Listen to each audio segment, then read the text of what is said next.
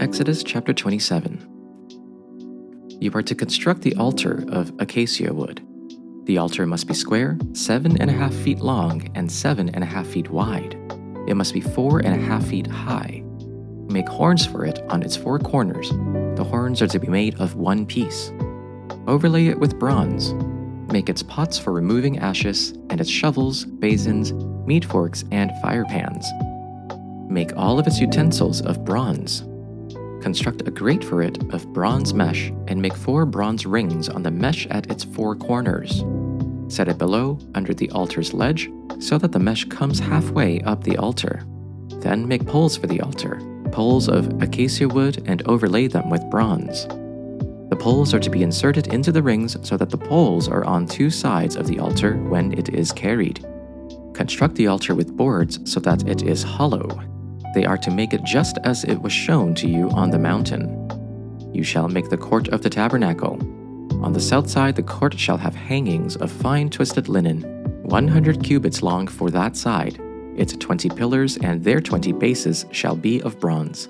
But the hooks of the pillars and their bands shall be of silver. Likewise for its length on the north side there shall be hangings 100 cubits long, their 20 pillars and their 20 bases being of bronze, but the hooks of the pillars and their bands shall be of silver. For the width of the court on the west side there shall be 50 cubits of hangings, with 10 pillars and 10 bases. The width of the court on the front to the east shall be 50 cubits. There shall be 15 cubits of hangings on the one side, with 3 pillars and 3 bases. There shall be 15 cubits of hangings on the other side, with 3 pillars and 3 bases. For the gates of the court there shall be a curtain 20 cubits long, of blue, purple, and crimson yarns, and of fine twisted linen, embroidered with needlework. It shall have 4 pillars, and with them 4 bases. All the pillars around the courtyard are to have silver bands and hooks, and bronze bases. The courtyard shall be 100 cubits long and 50 cubits wide, with curtains of finely twisted linen 5 cubits high, and with bronze bases. All the other articles used in the service of the tabernacle, whatever their function, including all the tent pegs for it and those of the courtyard, are to be of bronze. Command the Israelites to bring you clear oil of pressed olives for the light, so that the lamps may be kept burning. In the tent of meeting, outside the curtain that shields the ark of the covenant law, Aaron and his sons are to keep the lamps burning before the Lord from evening until morning. This is to be a lasting ordinance among the Israelites for the generations to come. Exodus chapter 28. Have your brother Aaron with his sons come to you from the Israelites to serve me as priest. Aaron, his son Nadab and Abihu, Eleazar and Ithamar. Make holy garments for your brother Aaron for glory and beauty. You are to instruct all the skilled artisans whom I have filled with the spirit of wisdom to make Aaron's garments of consecrating him to serve me as priest.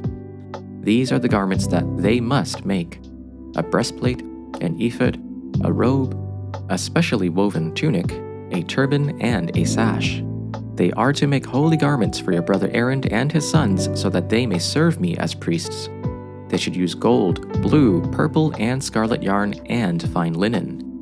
They are to make the ephod of finely spun linen embroidered with gold and with blue, purple, and scarlet yarn. It must have 2 shoulder pieces attached to its 2 edges so that it can be joined together. The artistically woven waistband that is on the ephod must be of one piece, according to the same workmanship of gold, of blue, purple, and scarlet yarn, and finely spun linen. Take 2 onyx stones and engrave on them the names of Israel's sons, 6 of their names on the first stone, and the remaining 6 names on the second stone, in order of their birth. Engrave the 2 stones with the names of Israel's sons as a gem cutter engraves a seal. Mount them surrounded with gold filigree settings. Fasten both stones on the shoulder pieces of the ephod as memorial stones for the Israelites. Aaron will carry their names on his 2 shoulders before the Lord as a reminder. Fashion gold filigree settings and 2 chains of pure gold. Make them of braided cord work and attach the cord chains to the settings. You are to make an embroidered breastpiece for making decisions. Make it with the same workmanship as the ephod. Make it of gold, of blue, purple, and scarlet yarn, and of finely spun linen. It must be square and folded double, 9 inches long and 9 inches wide. Place a setting of gemstones on it, 4 rows of stones. The first row should be a row of carnelian, topaz, and emerald, and the second row a turquoise, a sapphire, and a diamond, and on the third row a jacinth, an agate, and an amethyst, and on the fourth row a beryl, an onyx, and a jasper. They are to be adorned with gold filigree in their settings. Each of the stones will represent one of the names of the 12 sons of Israel, and they will be engraved like a seal with each one's name for the 12 tribes. You are to make braided chains of pure cord work for the breastpiece. Fashion 2 gold rings for the breastpiece and attach them to its 2 corners. Then attach 2 gold cords to the 2 gold rings at the corners of the breastpiece. Attach the other ends of the 2 cords to the 2 filigree settings, and in this way attach them to the ephod's shoulder pieces in the front. Make 2 other gold rings and put them at the 2 other corners of the breastpiece on the edge that is next to the inner border of the ephod. Make 2 more gold rings and attach them to the bottom of the ephod's shoulder pieces on its front, close to its seam and above the ephod's woven waistband.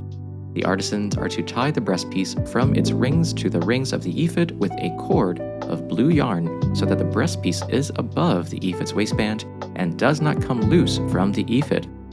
Whenever he enters the sanctuary, Aaron is to carry the names of Israel's sons over his heart on the breastplate for decisions as a continual reminder before the Lord. Place the Urim and the Thummim in the breastplate for decisions so that they will also be over Aaron's heart whenever he comes before the Lord.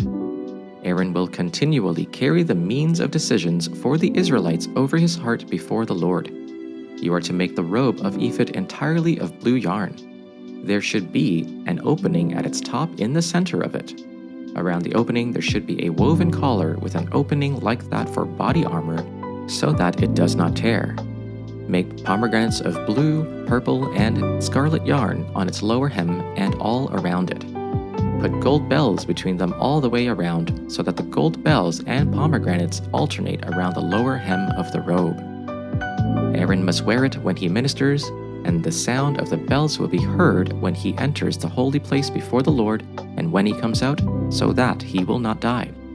Make a plate of pure gold and engrave on it as a seal, holy to the Lord. Fasten a blue cord to it to attach it to the turban. It is to be on the front of the turban. It will be on Aaron's forehead, and he will bear the guilt involved in the sacred gifts the Israelites consecrate, whatever their gifts may be. It will be on Aaron's forehead continually, so that they will be acceptable to the Lord. Weave the tunic of fine linen and make the turban of fine linen. The sash is to be the work of an embroiderer. Make tunics, sashes, and caps for Aaron's sons to give them glory and beauty. After you put these clothes on your brother Aaron and his sons, anoint, ordain, and consecrate them so that they may serve me as priests. Make them linen undergarments to cover their naked bodies. They must extend from the waist to the thighs. These must be worn by Aaron and his sons whenever they enter the tent of meeting or approach the altar to minister in the sanctuary area, so that they do not incur guilt and die. This is to be a permanent statute for Aaron and for his future descendants.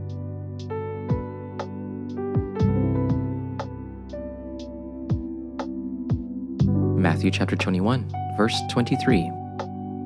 When he entered the temple, the chief priests and the elders of the people came to him as he was teaching and said, "By what authority are you doing these things, and who gave you this authority?" Jesus said to them, "I will also ask you one question. If you tell me the answer, then I will also tell you by what authority I do these things. Did the baptism of John come from heaven, or was it of human origin?" And they argued with one another. "If we say from heaven, he will say to us, 'Then why did you not believe him?' But if we say of human origin, we are afraid of the crowd, for they all regard John as a prophet." So they answered Jesus, "We do not know." And he said to them, "Neither will I tell you by what authority I am doing these things. What do you think? A man had 2 sons. He went to the first and said, 'Son, go work in the vineyard today.' He answered, 'I will not.' But later he changed his mind and went.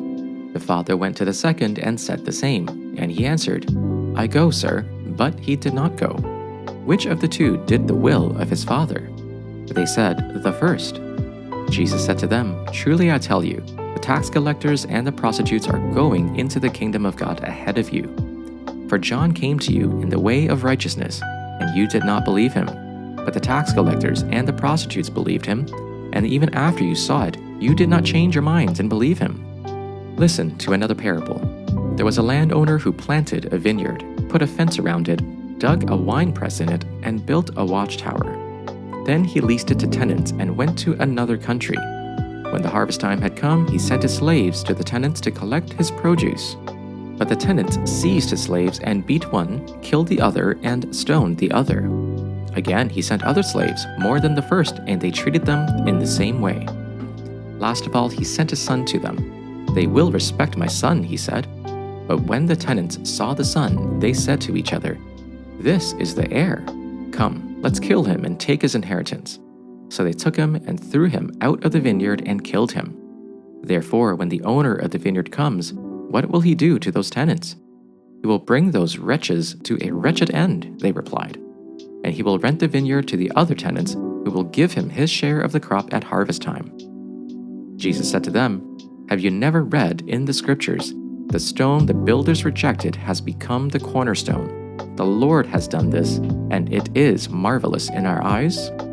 Therefore I tell you that the kingdom of God will be taken away from you and given to a people who will produce its fruit.